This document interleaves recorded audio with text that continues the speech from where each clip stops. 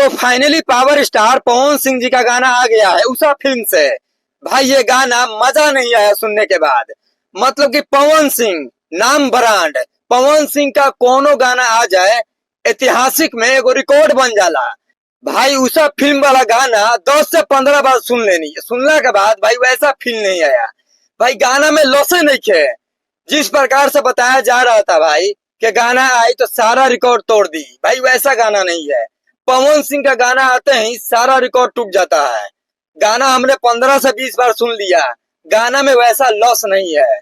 और वैसे भी पवन सिंह के नाम पर ये गाना घिंचा रहा है, मतलब कि पवन सिंह के नाम पर ही गाना घिंचाता बजता। गाना के व्यू के बात कर लेवल जाए तो 5 लाख व्यू क्रॉस हो गई बा।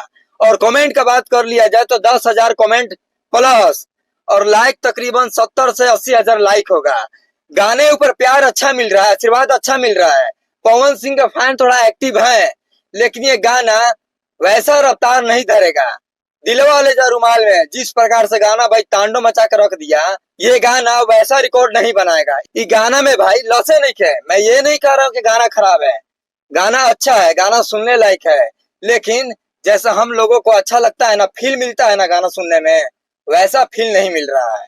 बाकी आप गाना को सुने हैं तो कमेंट करके बताइएगा गाना पवन सिंह जी का आपको कैसा लगा, कमेंट करके बताइएगा। और चैनल पे नए नए हैं तो चैनल को सब्सक्राइब करके जाइएगा।